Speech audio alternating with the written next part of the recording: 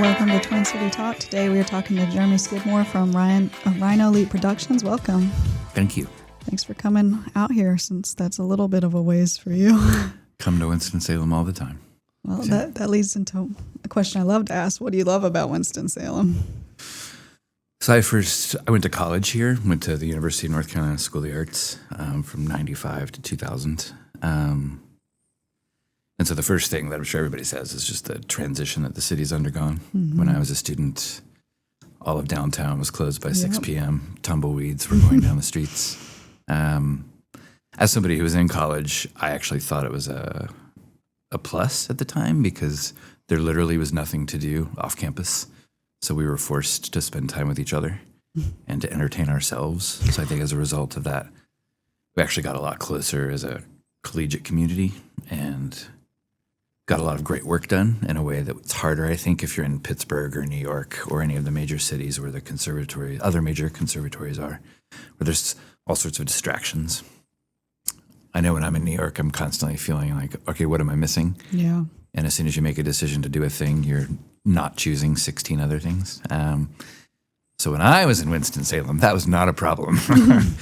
Now it might be. Now it might be, yeah. There was a really fun rivalry back then in our own minds as School of the Arts students. We had a fun rivalry with Wake Forest. Their campus was only on the other side of town. And so whenever you saw a Wake Forest kid on downtown, it's like, why are you on our side of the city? Like, what are you doing? And now with what they built here, it's like, okay. Yeah, they've taken over a little. All of Winston-Salem is Wake Forest now. But yeah, the School of the Arts has grown a lot too. They're much more constrained by student-teacher ratios, where they're really trying to keep the entire student body, I think, below 1,200 students. So it's hard for a conservatory to grow in the way that a liberal arts university or a city can, because they're trying to keep contact hours high. And it is, as most people don't know, one of the top conservatories in the world. Certainly top 3 in the United States. I don't know that. They have a film school, a drama school, music school, dance school, and design and production. And Hollywood Reporter, for example, regularly ranks the film school as the top film school in the world. Other schools like to claim that, but they're wrong. So tell us a little about RhinoLeap and what you guys do and offer. Sure. So RhinoLeap is a production company that was founded in 2015, and it was actually originally based in Winston-Salem. I didn't know that. It was founded by a School of the Arts alum named Patrick Osteen, who graduated as an actor in 2011. And he started it with his father, who was a retired orthopedic surgeon. And the idea then was to give alumni from the North Carolina School of the Arts a professional company to work with, either right after they graduated or further along in their career, a reason to come back and work in North Carolina. One of the challenges of School of the Arts, for sure, is that amongst the UNC school system schools, the 16 schools, about 80% of the graduates from the other 15 schools stay in North Carolina, 20% leave. And for School of the Arts, it's the opposite, 20% stay and 80% leave. And so RhinoLeap was started as a reason for them to stay at least a little longer, or as a reason to come back. So for the first 2 years, the work that they did would happen in the summertime, and it would be on the campus here in Winston. And then I came along in 2017 and disrupted all of that. I'd also am alum of the School of the Arts. I graduated in 2000, and then I moved overseas for a year. Worked in England, I was in Japan, Taiwan, and then when I moved back, I went to D.C. I was based out of D.C. for 14 years, then L.A. for 2 years, and then I came back to North Carolina, was paired up with RhinoLeap. And the first thing I said to them was, I understand why you're doing everything at School of the Arts in terms of resources. There's space, there's costumes, there's infinite amount of props. You've got the ability to work with current students, current faculty. But I was like, the last place in North Carolina that needs more art is the North Carolina School of the Arts. You guys are from Asheboro. Both Patrick was born there, and his father had been practicing there for almost 40 years. So I was like, why don't you move everything to Asheboro that actually doesn't have any professional arts organizations of any kind in the entire county? And then as producers, you're really going to be leveraging not just a checkbook, but history and in Patrick's case, his entire lifetime. And in his father's case, he's kind of a de facto mayor. You can't walk down downtown without somebody being like, Dr. Osteen, like, you worked on my hip 20 years ago and it feels great. So you have the ability to ask favors. You have the ability to connect with local politicians. So I convinced them to do a show in Asheboro in the summer of 2017, and I actually directed that one. And the mayor came to see it, the city manager came to see it, and afterwards they came up to Tom and said, have you thought about doing this year-round? Because if you did, we would like to support you in as many ways as we possibly could. We'd like for you to become a centerpiece for the revitalization of the downtown Asheboro area that we're in the middle of. So Tom said yes, and the city stepped up. They just renovated an old movie theater into a live performance venue that seats 400 people. We became the resident company there, got the space for free. They started doing all of our printing, playbills, posters for free. And then they started giving us anywhere between $20,000 and $80,000 a year in support, depending on the work that we were doing. A huge part of what RhinoLeap does now, because we're in Randolph County and no longer in Forsyth County, is that 50% of everything we do is also education-based. So anytime we bring in artists from New York, Chicago, Los Angeles, or all over North Carolina, they're not just coming to RhinoLeap to perform. There's also a teaching element. So we're doing after-school residencies in our public high schools and middle schools, 4 to 8 week residencies at a time, 4 productions per year. Most of our schools have cut arts funding so much that of the public high schools in Randolph County, only 2 have a theater teacher. Wow. Only 1 has a dance teacher out of 11 high schools, 10 high schools, 10 high schools. And more of those high schools are now being asked to pick between chorus or band. They can only afford to have a teacher that does one or the other, not both, unless they find a teacher who does both, which is hard. So we're trying to offset that. Do you guys, with summer coming up, do you do any kind of summer camp for like younger kids or anything Historically, we don't, because Asheboro, Randolph County also has a children's theater called RYTC, Randolph Youth Theater Company. And so they usually do summer camps. And so we've never wanted to step on their toes. But this summer, they decided not to. So this summer we are. We're actually doing 5. We're doing 1 in June for middle school kids that focuses on visual art. And then in July, we're doing a 1-week camp for elementary school for musical theater. So they'll do acting, dancing, and singing. And then we're doing the same thing for a week for middle school kids, and then the same thing for a week for high school kids. So that's 3 weeks, but 3 different age groups. And all the teachers are professionals, singers, dancers, actors from all over the country. That's great. And then in August, we're doing kind of a fine arts camp for elementary schools. So 1 class will be singing, 1 class will be movement, and 1 class will be visual art. So kind of an amuse-bouche for elementary school kids who they don't know what they like to do yet. It's sad that arts is getting cut so much. So even if it's not a profession you ever go into, it's a skill like everyone should. Well, it has so many more aspects than just art. There's discipline, there's concentration, there's hand-eye coordination, there's vocal coordination. There is just so much that has to do with the arts that's not just art. Because, it is. Yep. Plus, there's expression. Plus, there's social interconnectivity. Yeah. And that's the big thing for us now is, especially post-pandemic, most of our work is focused on empathy building, and it's focused on communication, and it's focused on abstract problem solving. So a lot of things that got stunted or lost entirely because of the pandemic amongst younger people. We work with kids now that are still afraid to touch other people because they were told not to for years. Yeah. And then the ability to understand what it's like to be someone else when you were home alone for 2 years, that's stunted.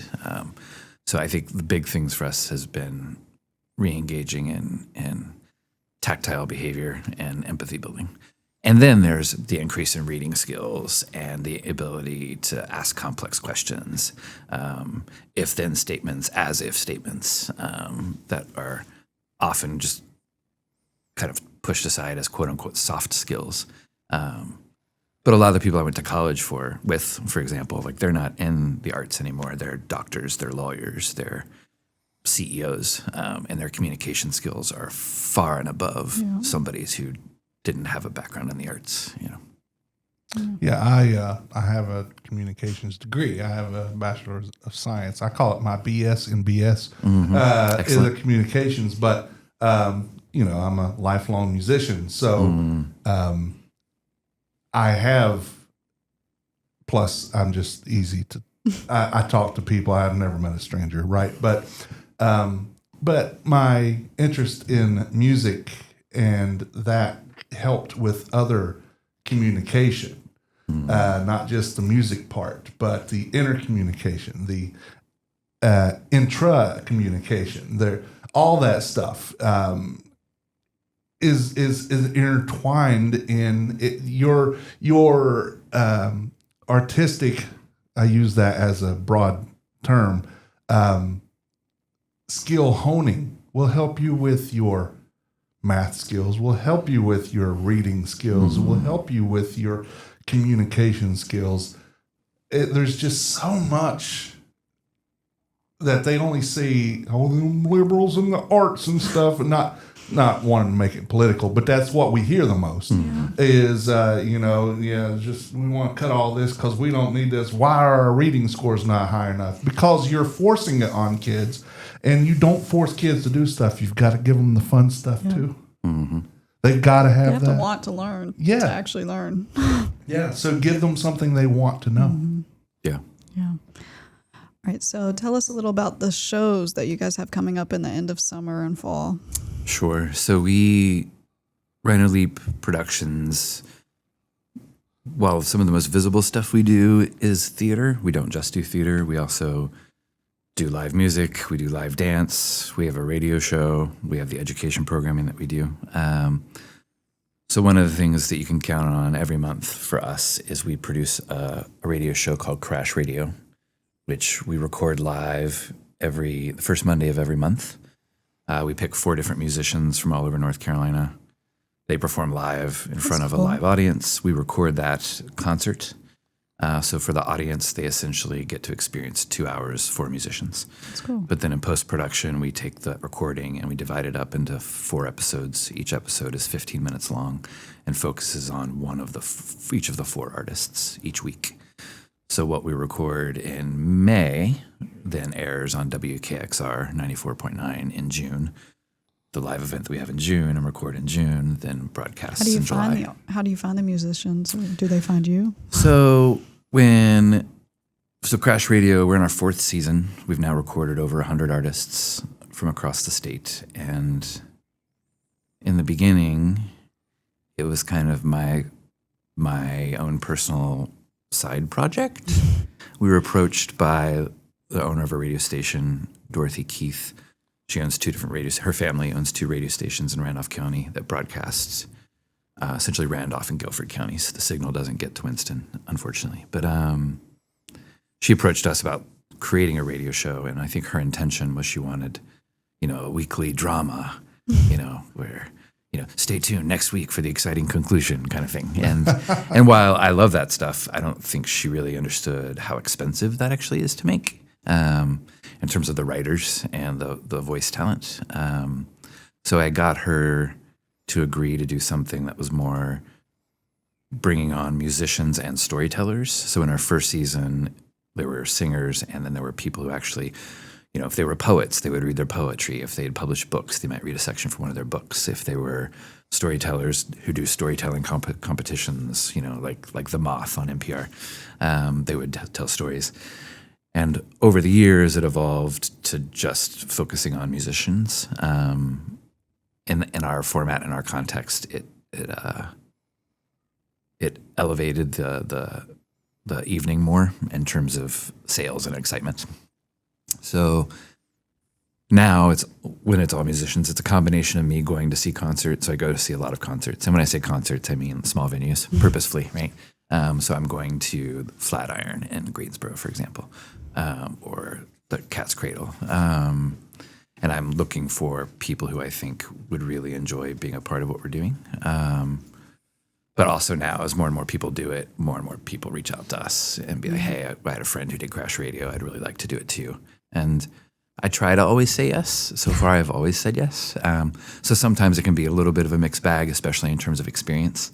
You know, we'll have a 17-year-old who's just now really starting to perform in front of other people, but it's a really great musician. So it's fun to be a part of that process too, to people who've been doing it for 30 years, you know.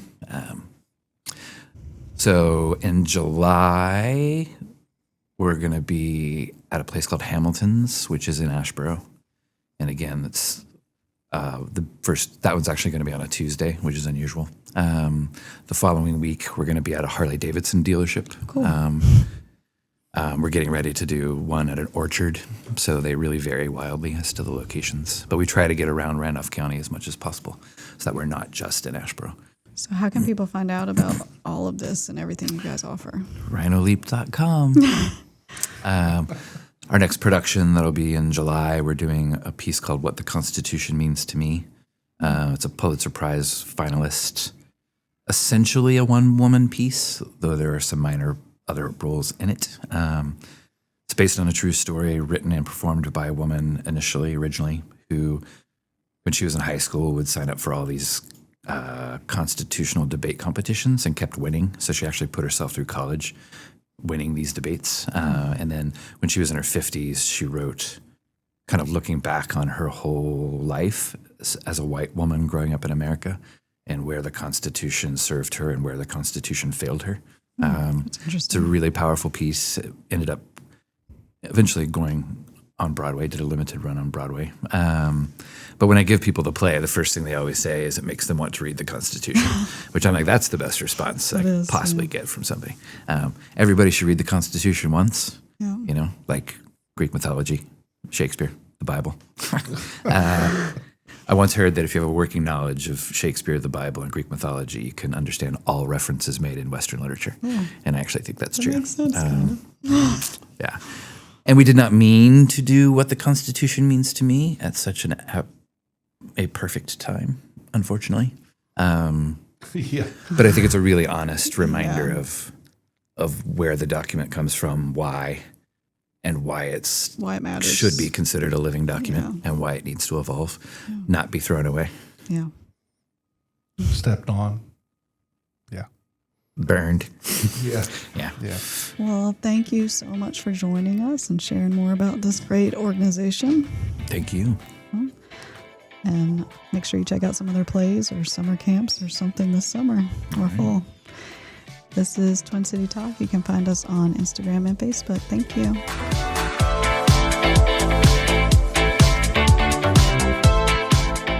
The views and opinions portrayed by guests on this podcast are not necessarily those of the distributors and hosting companies. And if you love this podcast, that's great, but don't think about stealing it. Reach out to us and talk about the content because it is copyrighted.